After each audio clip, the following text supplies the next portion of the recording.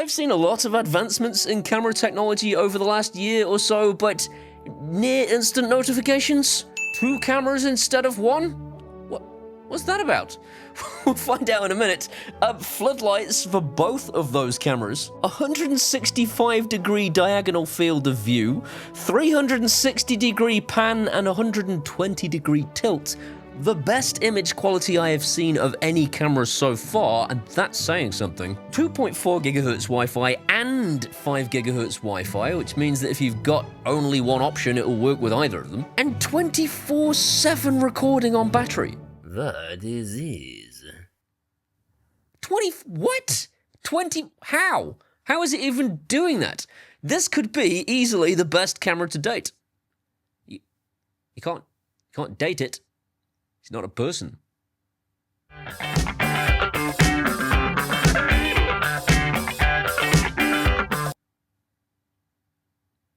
You can't date it.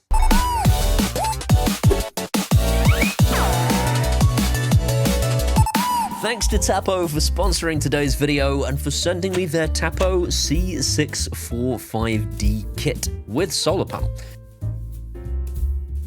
First of all, what even is that?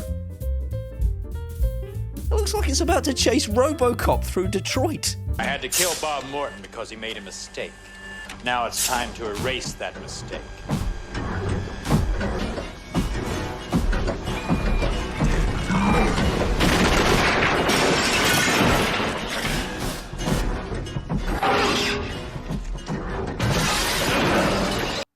Ed 209's redundant. Unexpected item in bagging area. Having 2 cameras doesn't just look cool though, there is a good reason for this, and it's the reason that I left Ring and Nest in the dust a long time ago. They stopped innovating, aside from the fact that their picture quality is cack. This thing is super exciting because it has these 2 cameras, and we're going to go over to the unboxing station now to check it out properly. Yes, I know I could have just walked here. Wouldn't have been any fun, would it? So you guys told me to check out Tapo products and I listened. So this is the Tapo C645D Kit, which comprises of dual lenses and a solar panel to keep the thing powered up without the need for wiring it in. It's got color night vision, it's got AI detection and auto tracking, and of course no need for a subscription because it's got onboard micro SD card storage capacity of 512 gigabytes, but also has the option for cloud storage too if you want it. So the genius of this thing is that you can tap anywhere on this widescreen view and get like a zoomed in view of this tiny person and then chase them about. It'll automatically chase the tiny person that you tapped on, which is so exciting. I'm more excited for that than I was for the ending of Stranger Things.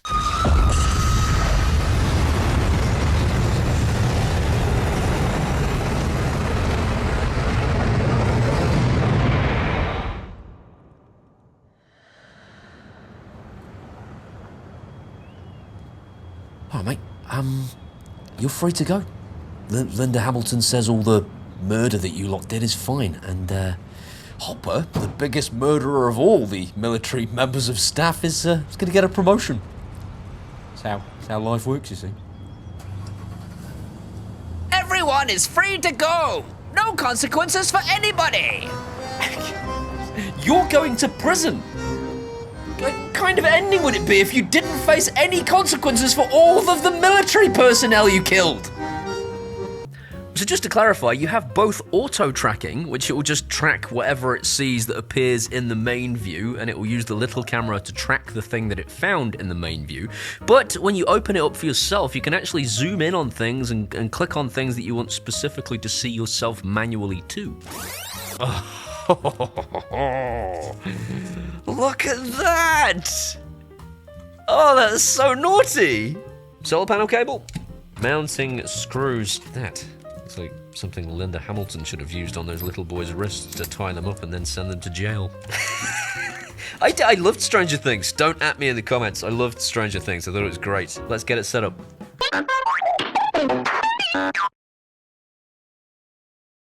According to Tapo, for 55 minutes of sunlight, you'll get a full day's charge out of this thing, even with up to 100 motion events a day. But even with zero sunlight, you will still get 4 months of usage out of this thing's 10,000 milliamp hour battery if you access the camera to view recordings on an average of 5 minutes a day. 5 minutes a day you could access this thing and it would still survive all that time. It's got all the usual things you would expect from a camera in this day and age. Customizable detection zones and pet detection, vehicle detection, and person detection using AI, but it's also got things you wouldn't necessarily expect, such as personalized sound alarms, which always brings out my super mature side. Oi! Get out of my garden, you prick! Oi! Get out of my garden, you prick! It's got support for Amazon, Alexa, and Google Home. Computer. Show garden camera fixed lens. Okay.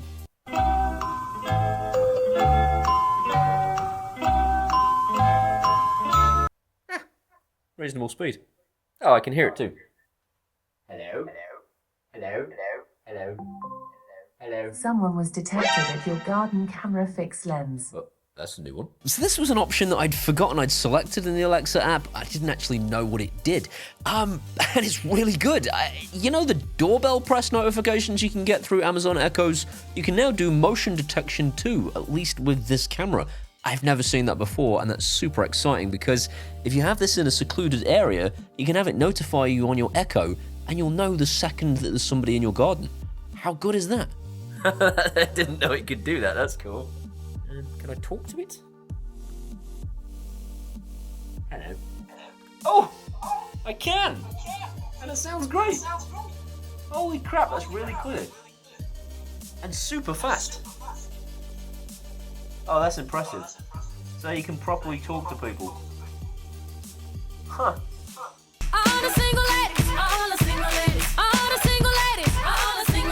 Well, here's the insane thing, right?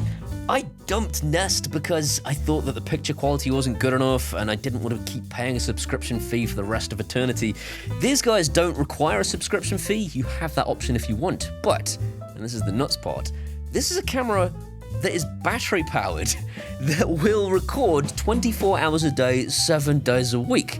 And this is because it's using this clever low power mode where it's taking snapshots every however many seconds you tell it to. It can be 10 seconds if you want to save a bit of battery, or it can be 1 second if you've got really good sun where you live and the solar panel will be able to keep it alive that long. And it records all of this to a micro SD card at up to 512 gigabytes or to its separately sold base station, whichever you choose. Here's, yes, we're going to show that footage. Oh yeah! Put it in! Oh yeah! Filth! Stop it. Stop it. And this is of course super important because it means you never miss a thing. You have of course got motion-based recording, but it records every second up until that point if that's what you tell it to do, which means that even if the camera doesn't wake up fast enough, you still get clips of what happened in the lead up to that moment. But the other absolutely ingenious thing about this camera is it's using one camera to give you a wide angle view and another camera to do pan and tilt zoomed in. So even though both cameras are only actually 2K, because one of them is zoomed all the way in and is following the subject about, you get the best camera quality I have seen so far, and I cannot escape that little camera. When it's doing its little zooming about, I can run as fast as I like, and what it does is, it uses the wide angle view to detect where the person is and chase them about. That's the most ingenious solution ever! I flipping love it! That's right, RoboCop couldn't escape it either. It took hours to make that. On a serious note, I had a complaint, a few complaints actually. People unsubscribing on the basis that I use AI, and I wanted to let you know I take these complaints very, very seriously. So just to let you know, I don't use AI. I never have. I'm just very, very, very, very good with CGI, and I just happened to gain those skills around the time that AI became a thing and learned them very quickly. And this one's for you. If you still have a problem with that, this is for you.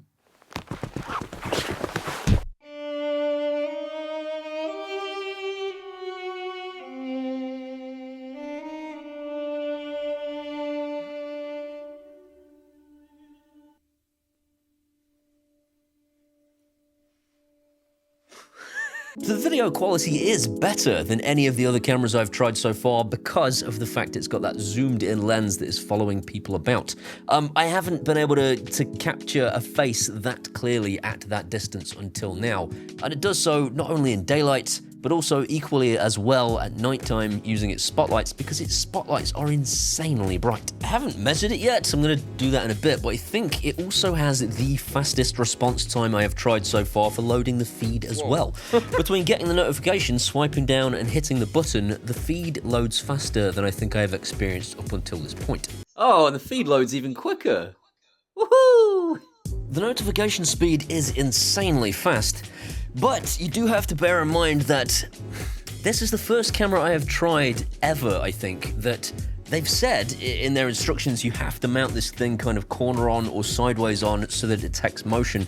Every one of them says that, but never have I actually felt the need to do it until this one. So it's worth bearing in mind that if you don't mount this in the right place, the notification speed isn't as quick as it could be. When you're going straight on towards the camera, it takes a little while for it to notify you, which was a little bit of a disappointment. But if you do what they say in their instructions and mount it so it's corner on or sideways on, the notifications are probably faster than any other battery-powered camera I have tried so far.